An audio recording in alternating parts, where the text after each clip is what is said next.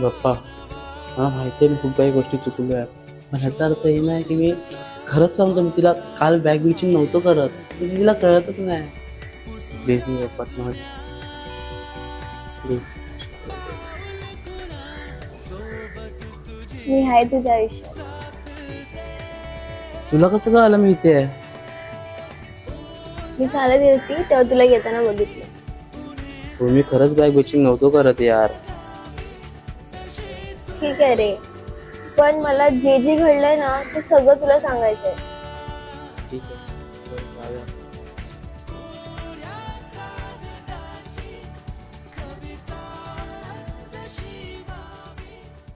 बोल आता.